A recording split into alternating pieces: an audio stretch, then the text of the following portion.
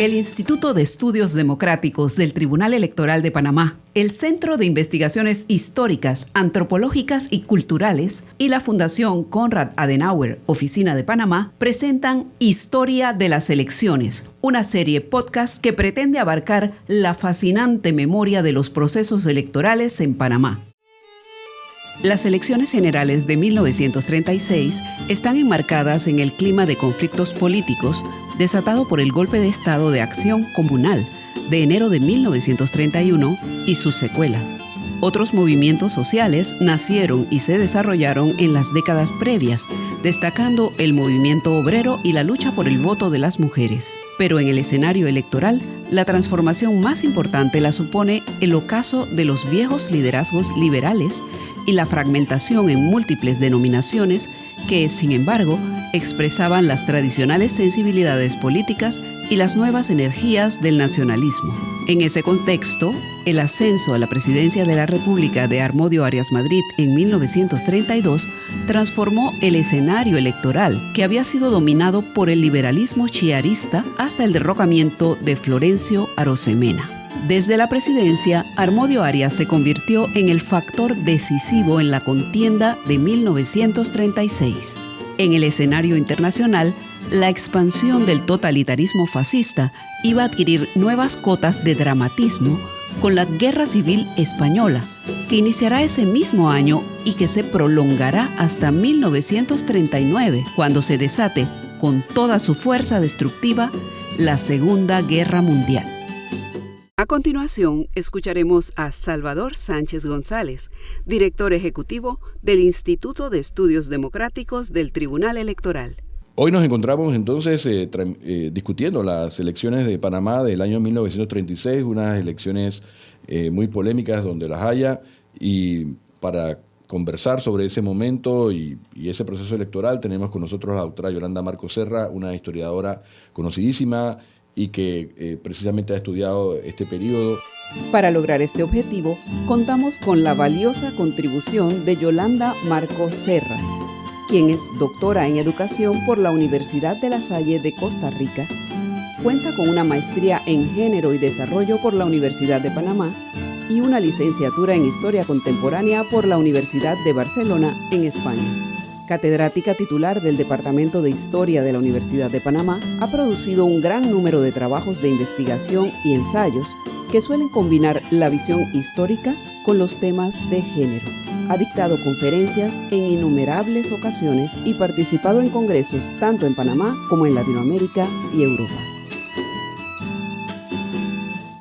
¿Qué nos puede decir sobre el contexto de estas elecciones en el escenario panameño e internacional? Bueno, antes que nada, yo diría que conviene quizá hacer una breve reflexión sobre la importancia de las elecciones en un régimen democrático, ¿no? Para ubicarnos y luego seguir por esta senda, digamos, profundizando, ¿no?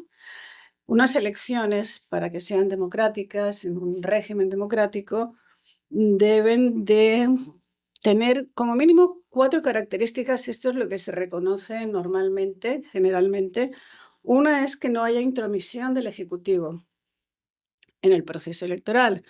Otra es, en el caso de Panamá, obviamente, que no hubiera supervisión estadounidense en el proceso de las elecciones. Otro es el clientelismo político, es un factor clave, ¿no? Y otra, el fraude electoral, que en muchas ocasiones, y especialmente en esta década de los años 30 y los 40, llegaba incluso a ser violento el tema del fraude, del cómo se culminaban las elecciones y lo que esto provocaba, ¿no?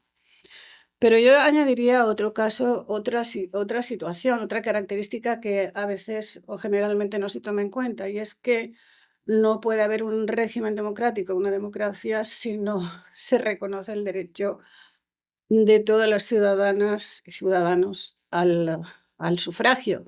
Y esto es, en la década de los 40, en Panamá, una carencia que hay y que está presente durante todos los debates electorales y todos los procesos políticos que ocurren, ¿no? Entonces, esto, para comenzar, diría yo que esto es darle un marco general para entender entonces, creo que posteriormente lo podremos ver cuáles fueron las carencias que tuvieron estas elecciones desde la perspectiva de un régimen democrático, ¿no?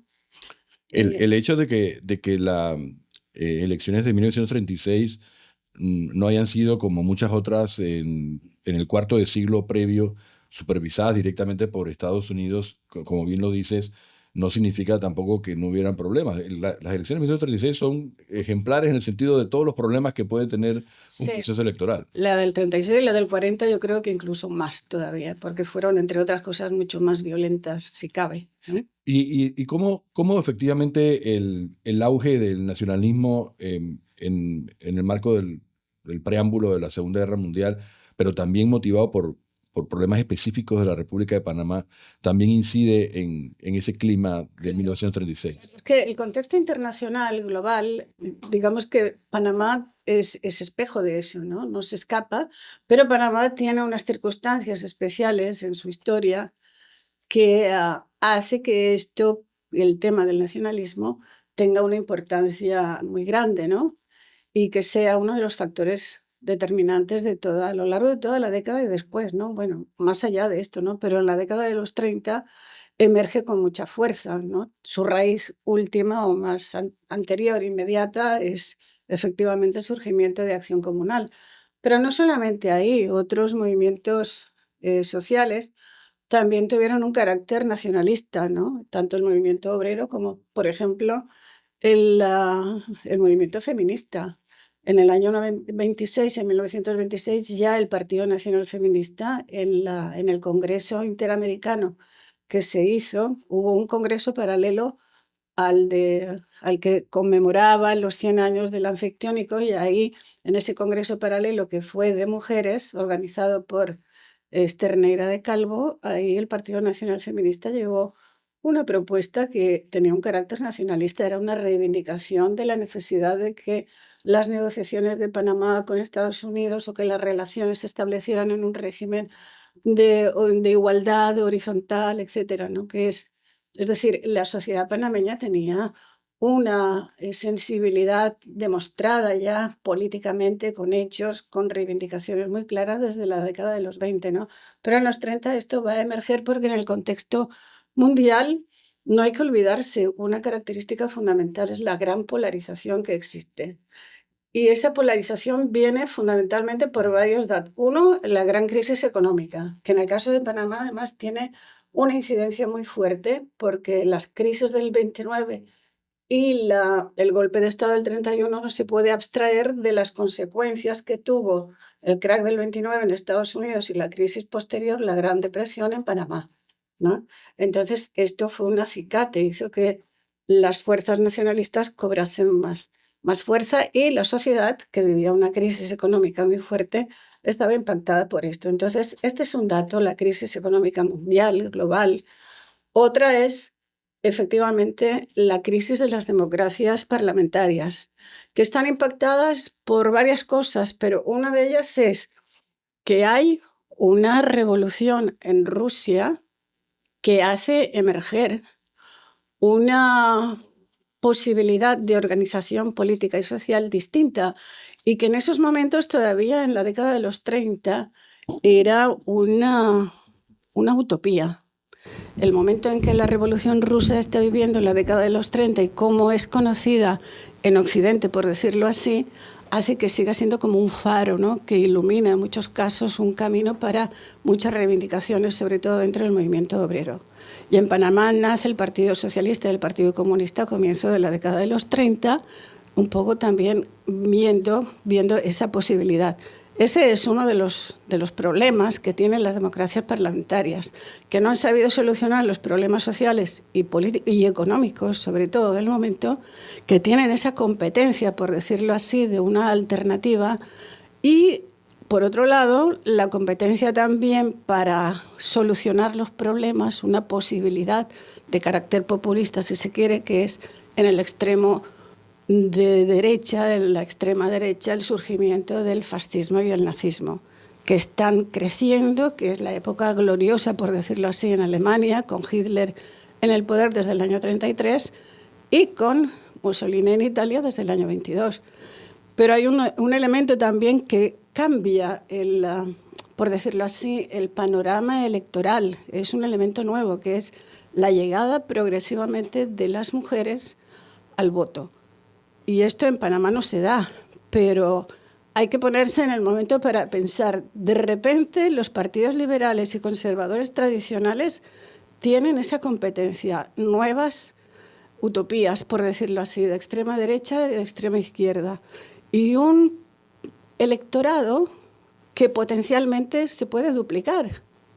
Esto es algo que a veces no lo pensamos, pero que es muy importante y que explica en gran parte la posición ultraconservadora de no conceder, de no ceder ante las demandas sufragistas el derecho a votar a las mujeres. Es el miedo. Hay mucho miedo por muchas razones, ¿no?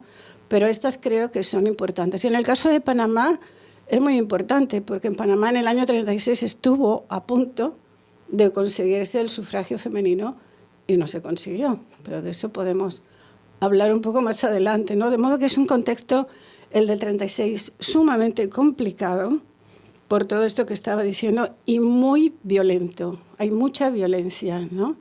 Mucha violencia. En algunos casos, como en España,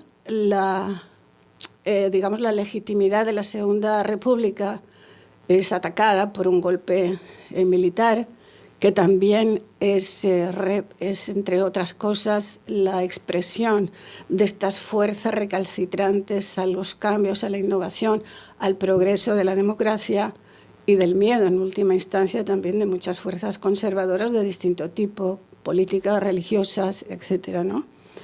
Y efectivamente en Panamá todo eso llega y se expresa, como decía antes, con mucha violencia. Y eso pocas veces, bueno, yo que trabajo en la universidad y doy clase, los estudiantes en general, eso se sabe poco, se habla poco o se le presta poca atención, ¿no? Bien, yo quisiera recordar algunos datos que tienen que ver con esa mitad del electorado excluido que son las mujeres. Y es que en la década de los 30, como venía ocurriendo ya desde la década anterior, el Partido Nacional Feminista presentaba memorándums y reivindicando una serie de cosas que están en su programa desde su nacimiento en el año 23, pero siempre como la estrella y principal objetivo la consecución del sufragio. En el año 30, en noviembre del 30, hay unos cambios que actualizan la legislación electoral y eliminan la referencia al sexo masculino al definir al elector panameño. Eso ocurrió. Sin embargo, no le reconocía el derecho al voto a las mujeres. Estamos hablando del año 30, ¿no? En el año 34 hay un antecedente importante en esta carrera, digamos, por la conquista del voto, que es cuando se crea la cédula de identidad personal para los hombres solamente. El Partido Nacional Feminista, encabezado por Clara González, Elida Campodónico de Crespo, Otilia Arosemena de Tejera, entre otras mujeres, piden que se les haga también su cédula de identidad personal e intentan incluso votar, pero no se concede ni una cosa ni la otra, ¿no? Hasta el año 41, creo recordar, las mujeres no van a tener una cédula de identidad personal, que se diferencia de la de los hombres por colores, la de las mujeres azul y la de los hombres de color rojo, pero siguen sin concedérsele el derecho al voto. En el año 36, en estas elecciones, entonces tenemos son unas elecciones antidemocráticas por eso, ¿no? Porque no se le reconoce el derecho al voto a toda la ciudadanía, ¿no? En estos dos bloques enfrentados que existen, el Frente Popular por una parte y por otro la Coalición Nacional Revolucionaria, las mujeres organizadas, estoy hablando del Partido Nacional Feminista principalmente, pero también la Sociedad Nacional para el Progreso de la Mujer, van a apoyar a los partidos en algún caso o en su totalidad al Frente Popular, porque el Frente Popular es el que les ofrece más garantías de reconocer sus derechos, ¿no? Juan Demóstenes Arosemena Barreati, miembro prominente del Partido Liberal Chiarista, integró la coalición nacional en la que estaba incluido el Partido Revolucionario Nacional, fundado por Arnulfo Arias Madrid, hermano del presidente, y el Partido Conservador. Juan Demóstenes Arosemena nació en Panamá el 24 de junio de 1879 y murió el 16 de diciembre de 1939 en la ciudad de Penonomé. Abogado de profesión, ocupó los cargos de fiscal del Juzgado Superior de la República, secretario de la Corte Suprema de Justicia, secretario de la Asamblea Nacional, embajador de Panamá en el Ecuador, gobernador de la provincia de Colón, secretario de Agricultura y Obras Públicas, Gobierno y Justicia y de Relaciones Exteriores, antes de ocupar la presidencia de la República en 1936. Por su parte, la candidatura de su adversario político, Domingo Díaz, fue respaldada por el recientemente creado Frente Popular, integrado por varios partidos liberales, como el Doctrinario, Democrático y Renovador, y por el Partido Socialista.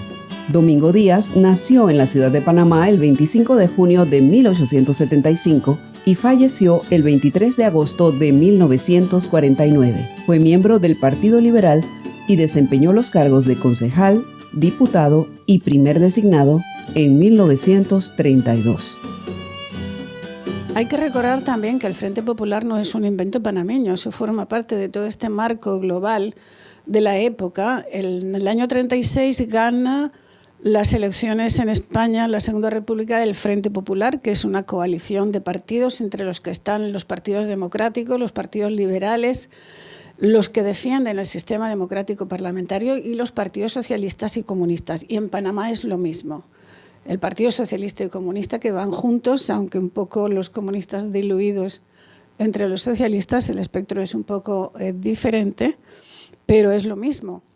Y la razón de esta alianza es la oposición a lo que perciben como una amenaza de partidos con simpatías hacia el nazismo y el fascismo. Esta es la línea divisoria.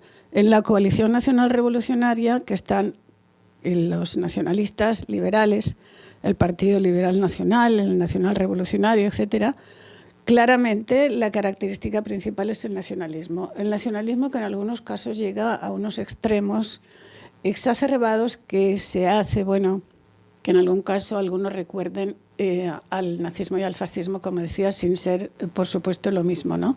Esa es entonces la línea divisoria y las mujeres están alineadas, las mujeres organizadas, están alineadas con el Frente Popular.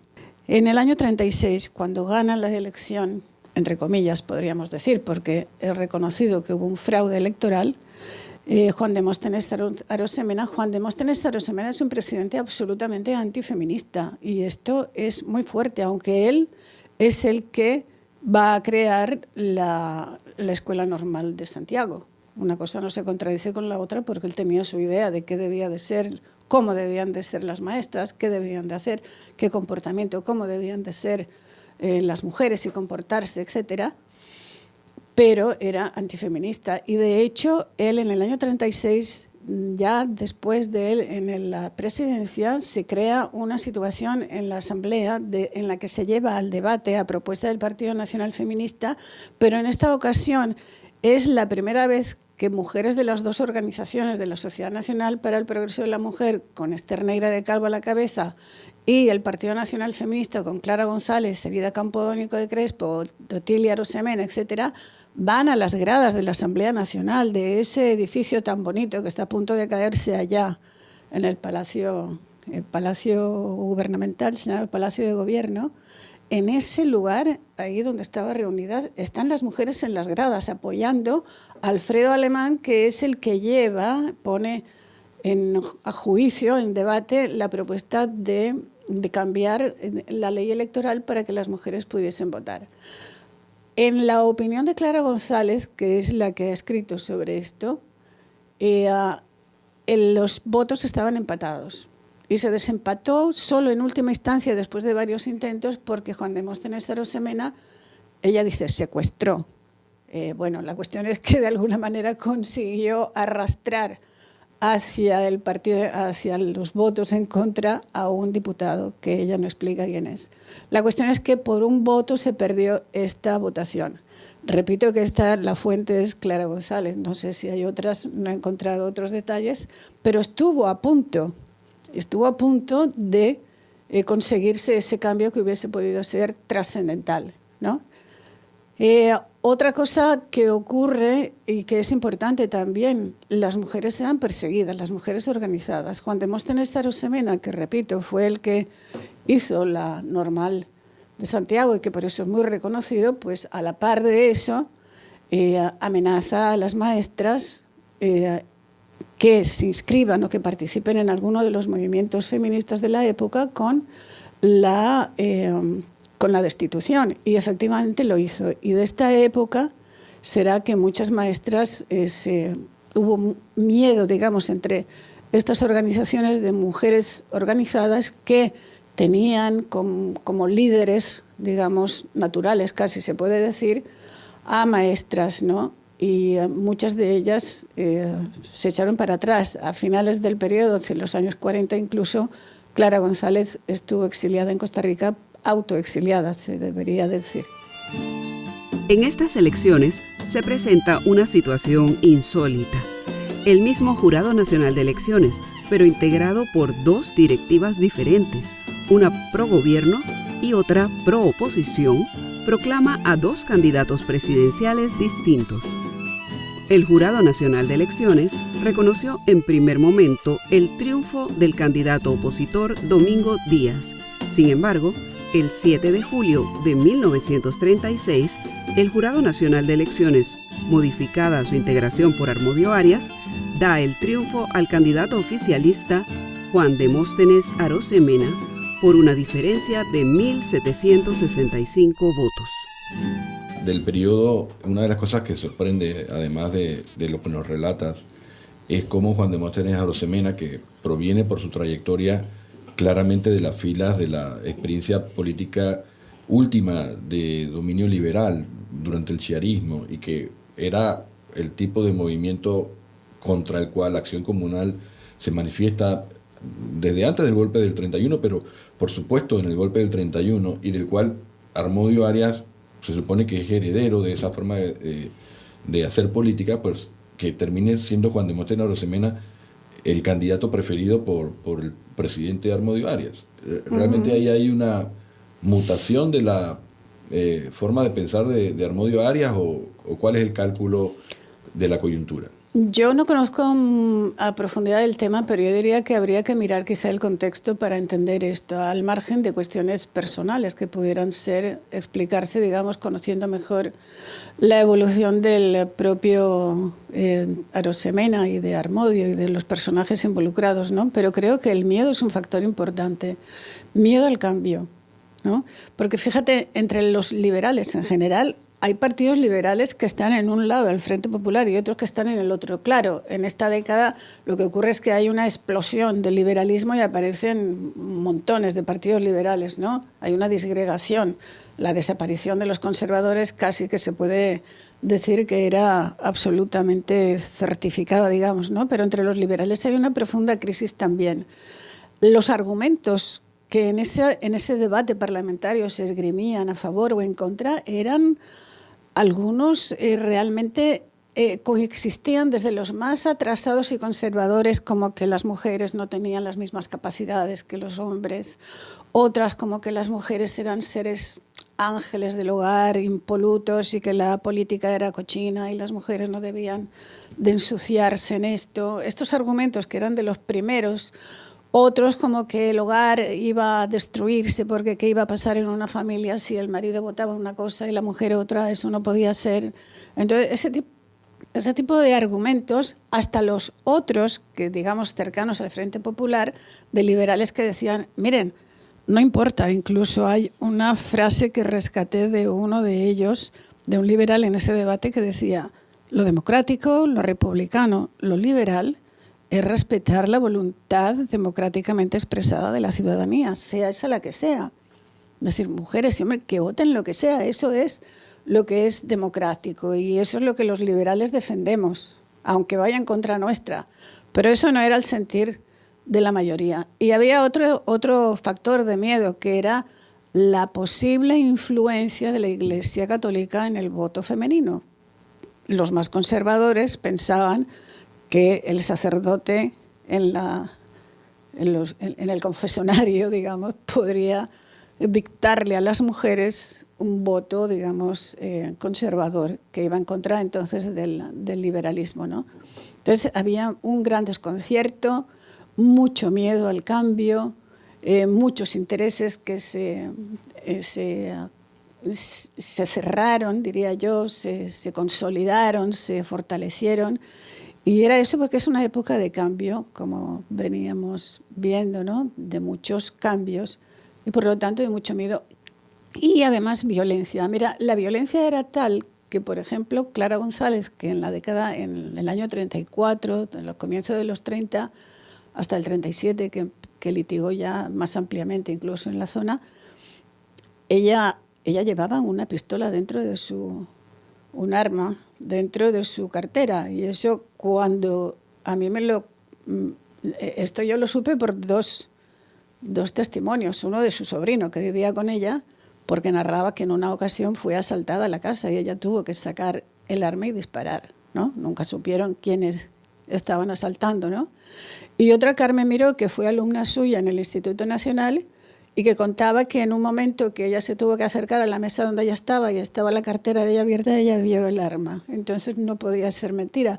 Pero eso es una anécdota, pero una anécdota que muestra el grado de violencia, de incertidumbre y de miedos que había en el ambiente, ¿no?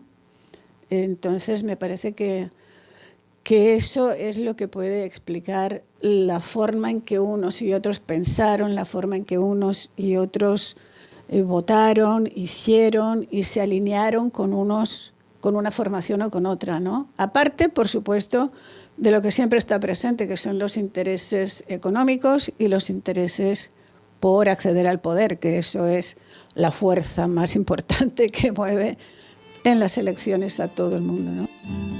Según el resultado final de las elecciones presidenciales, Juan Demóstenes Arosemena obtuvo 41.747 votos contra los 39.982 de Domingo Díaz.